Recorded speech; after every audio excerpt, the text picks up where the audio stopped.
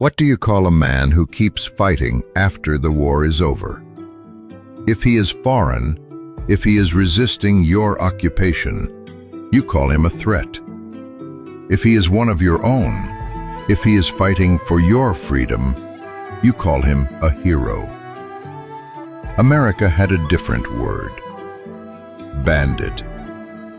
This is the story of MACARIO Sakay, the man who kept the Philippine Revolution alive long after the world had declared it dead. The man who built a republic in the mountains with his bare hands. The man they could not defeat in battle, so they invited to dinner, and hanged 11 months later. His name was erased from your textbooks. History forgot him. We didn't.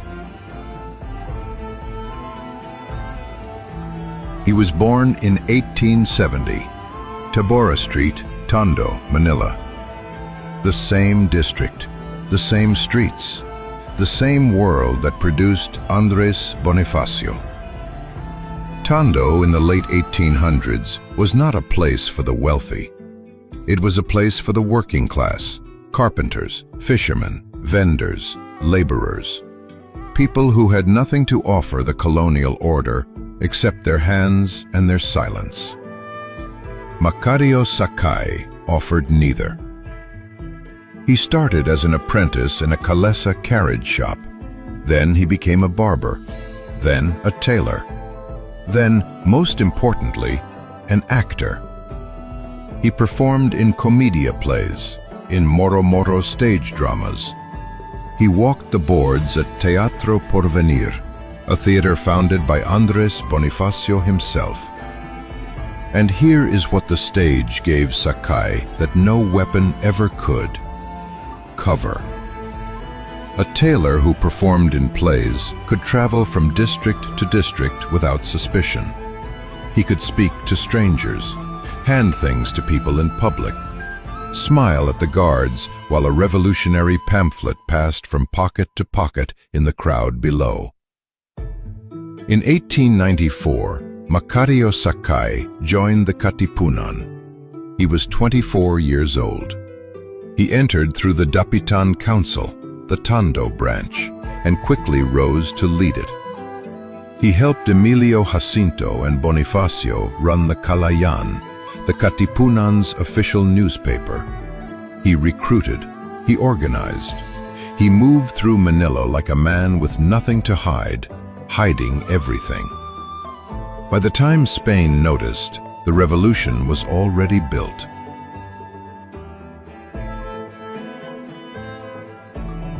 August 1896. The revolution broke into the open, and MACARIO Sakay fought. He fought alongside Bonifacio at Montalban, at Marikina, at San Mateo. When the Supremo retreated to Balara after the defeat at the Nangka River, Sakay retreated with him. He did not leave his general's side. And then came Tejeros. 1897, the election that tore the revolution open from the inside. Bonifacio voted out, humiliated, arrested, executed on a mountainside in Cavite by the government he built. Sakay watched all of it.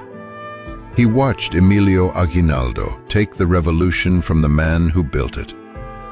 He watched the men of property and education push the man from Tondo off the stage he had built with his own blood.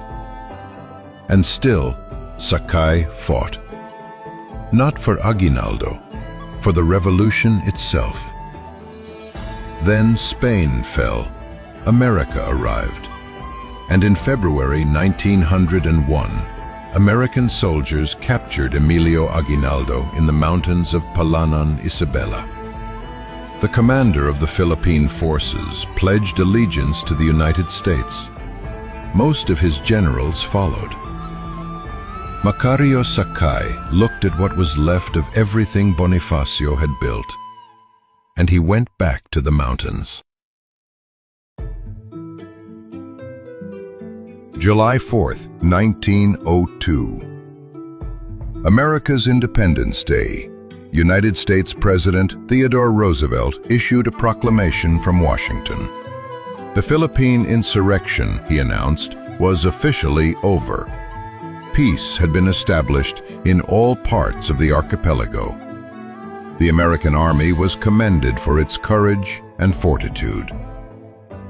MACARIO Sakay read that proclamation from a mountain in Rizal province and kept fighting. Because what Theodore Roosevelt did not say, what the proclamation carefully left out, was the price of that peace. The United States spent $600 million fighting the Philippine insurrection. That is roughly $10 billion in today's money. 4,234 American soldiers were killed. On the Filipino side, 20,000 soldiers and 200,000 Filipino civilians. 200,000 in a war America called an insurrection.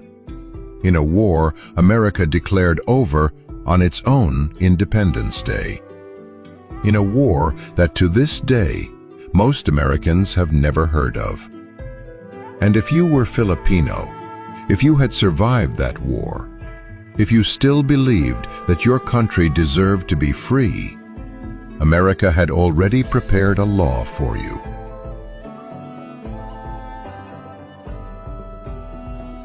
November 12, 1902. The Philippine Commission passed the Banditism Act. Its language was precise. Any Filipino continuing to resist American authority was not a soldier, not a freedom fighter, not a patriot. A bandit, a ladrone, a common criminal, punishable by death. The law did not defeat Sakay. It clarified him. In the mountains of Rizal, Cavite, Laguna, and Batangas, MACARIO Sakay built something America said could not exist: a government. The Republika ng Katagalugan, the Tagalog Republic, with its own flag, its own constitution, drawn from Bonifacio's Katipunan Creed, its own anthem, its own chain of command. Sakay declared himself President and Generalissimo. Francisco Carreon served as Vice President. Julian Montalan commanded military operations. Officers held territory across 6 provinces: Rizal, Cavite, Laguna, Batangas, Bulacan, and Pampanga. And in April 1904, Sakay issued a manifesto. He wrote that Filipinos had a fundamental right to fight for their independence. He declared that his men were not criminals. They were a legitimate revolutionary government with a constitution, a flag, and a cause. He warned all Filipinos not to swear allegiance to the United States. Under American law, that manifesto itself was already a crime. But the Filipino farmers of Cavite, Laguna, Batangas, and Morong did not care about American law. They brought Sakay's men food. They brought information. They brought their sons. Because a man who looked like them, who grew up poor like them, who used his own hands like them, had built a republic and put their flag on it. They called him the long-haired general. Sakay and his men wore their hair long, a striking, unusual sight for the era. The Americans saw an opportunity. "Look at them," the newspapers said. "Wild men, outlaws, bandits with long hair preying on the countryside." The propaganda was deliberate. Colonel Harry Bandholtz of the Philippine Constabulary would later boast that his technique involved and these are his own words, playing upon the emotional and sentimental part of the Filipino character. While the newspapers printed bandit stories, the Tagalog Republic was conducting military operations. In late 1904, Sakay's men disguised themselves in Philippine constabulary uniforms. They walked into the American military garrison in Parañaque in broad daylight, and they walked out with carbines, revolvers, and a large quantity of ammunition. These were not bandits raiding farms. This was a military operation conducted by a functioning revolutionary government. By 1905, America was running out of patience. They re-established concentration camps called zonas across Cavite, Batangas, and Laguna. Entire communities were forced inside. Anyone outside the zonas could be shot.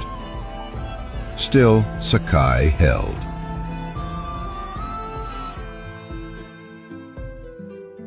"1905. A letter arrived. It was carried by Dominador Gomez, a Filipino labor leader, and Ilustrado, a man Sakay knew. The letter came from the American Governor-General himself, Henry Clay Ide.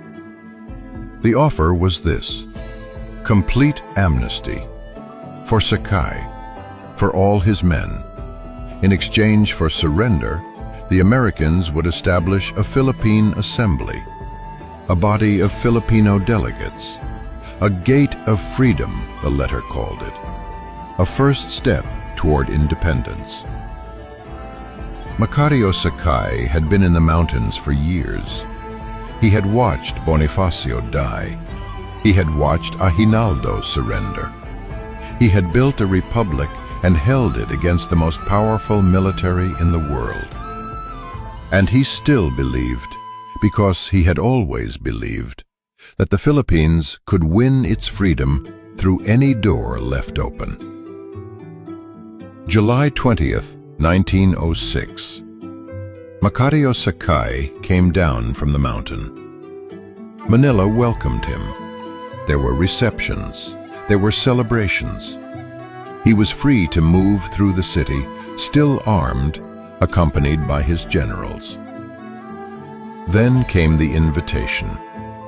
A party, hosted by the constabulary chief himself, Colonel Harry H. Bandholtz, the man who had spent years hunting Sakay through the mountains of southern Luzon. Sakay accepted. The party was in progress. Music, food, the generals of the Tagalog Republic seated at table. And then, while the party was in progress, armed units of the Philippine Constabulary surrounded the building.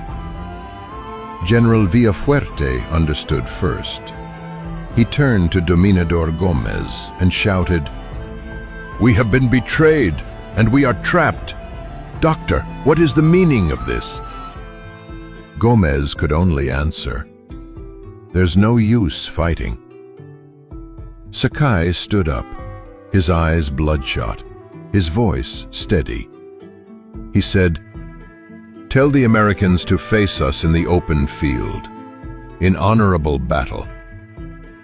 There was no open field. There was no honorable battle. They disarmed him at the dinner table. He was brought to the Hotel de Oriente in Binondo, then to Bilibid prison. The charge was not sedition, not armed resistance, not revolution. Bandolerismo, banditry. The Brigandage Act of 1902, the law that had declared his revolution a crime before he could even be captured, was the law they now used to kill him. The Colonial Supreme Court of the Philippines upheld the sentence. MACARIO Sakay was sentenced to death. September 13th, 1907, a Friday. Old Bilibid Prison, Manila. Macario Sakay de Leon was 37 years old. He ascended the scaffold with Colonel Lucio de Vega, one of his generals who had fought beside him through 6 years in the mountains. The noose was placed around his neck, and Macario Sakay spoke. "Death comes to all of us sooner or later, so I will face the Lord Almighty calmly. But I want to tell you that we were not bandits and robbers as the Americans have accused us. We were members of the revolutionary force that defended our mother country, Filipinas. Farewell. Long live the Republic, and may our independence be born in the future. Farewell. Long live Filipinas." They hanged him, and then they made sure you would never learn his name. No face on a bill, no national holiday, no statue in a plaza bearing his name. The history books you were given called his war an insurrection, called his republic a gang, called him a bandit with long hair preying on the countryside. But here is what the propaganda could not erase. Even today, in the Tagalog provinces where Sakay held the mountains, people still use a phrase for a man with long hair. They say, "He looks like Sakay." 117 years after his death, the people who never had a textbook with his name still remember his face. He was born in Tondo, Manila, in 1870, in the same streets that produced Andres Bonifacio. He joined the Katipunan at 24, not because someone told him to, but because a tailor who could perform on stage could hide a revolution in plain sight. He fought beside the Supremo. He watched Bonifacio die. He watched Aguinaldo surrender. And he went back to the mountains anyway.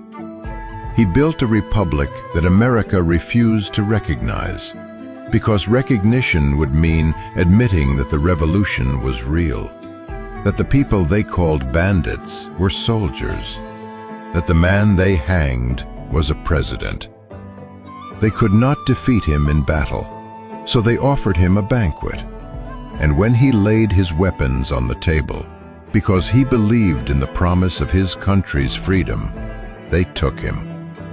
His last words were not a confession, they were a verdict. The Americans called him a bandit, so you would never ask the harder question. If Macario Sakay was a bandit, then what was the revolution? If the revolution was banditry, then what is independence? And if independence was never truly won, then what are we celebrating? Macario Sakay y de Leon, born Tondo, Manila, 1870. Died Old Bilibid Prison, Manila, September 13, 1907. Charged banditry. True occupation. The last president of a revolution they could not kill, only bury.